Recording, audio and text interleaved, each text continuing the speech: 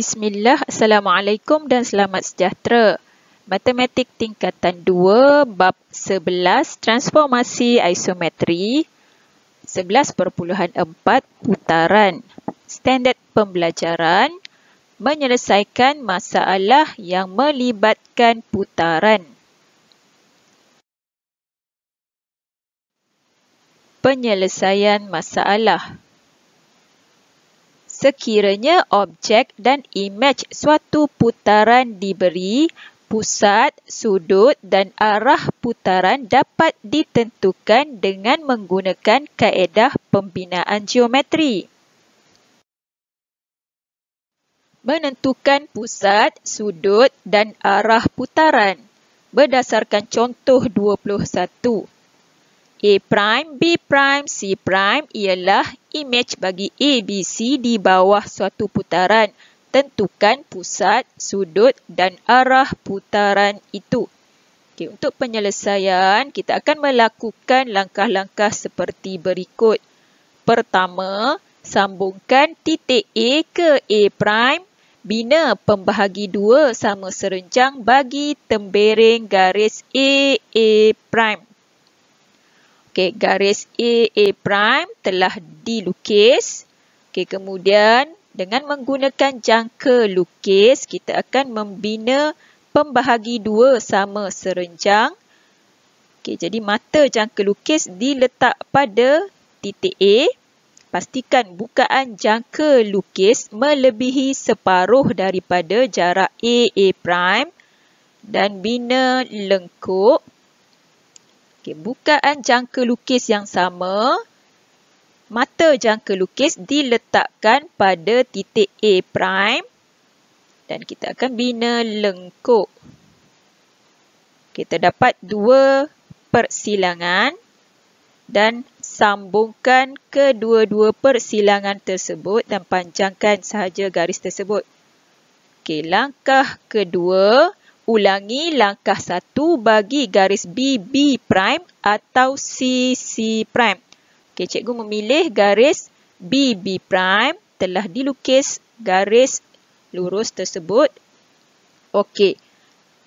Menggunakan jangka lukis, mata jangka lukis diletak pada titik B. Okey, pastikan bukaan jangka lukis melebihi separuh daripada jarak B'. Dan kita bina lengkuk.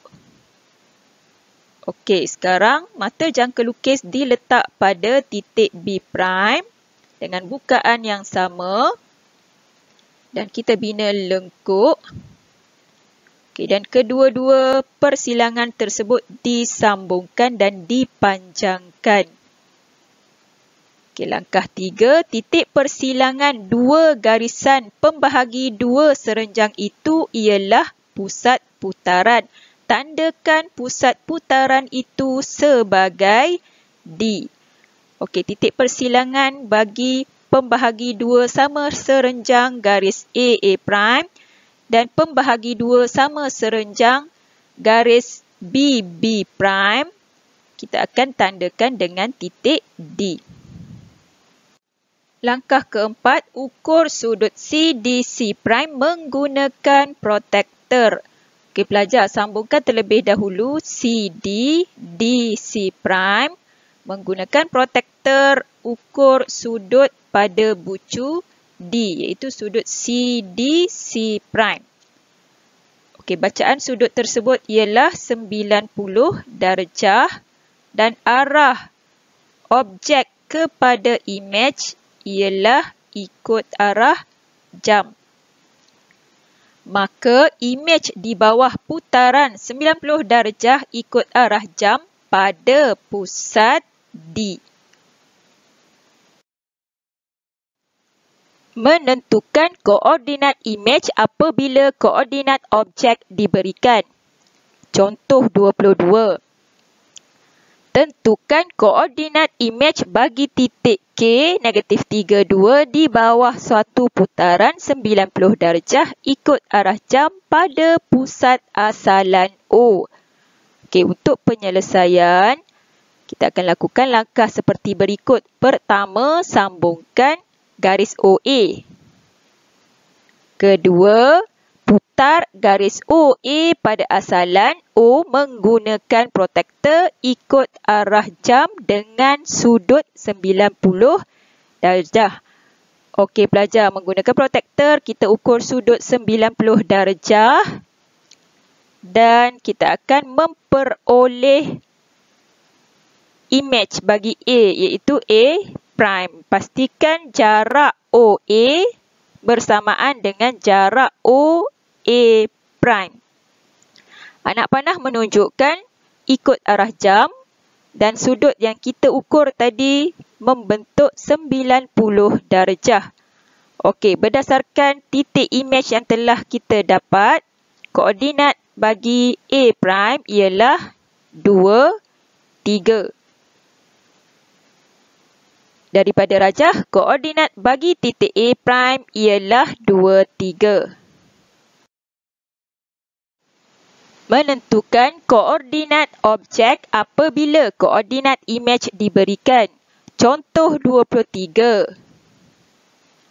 Sekiranya K prime negatif 2, negatif 3 ialah imej bagi K di bawah putaran 90 darjah ikut arah jam pada titik L 1, tentukan koordinat K.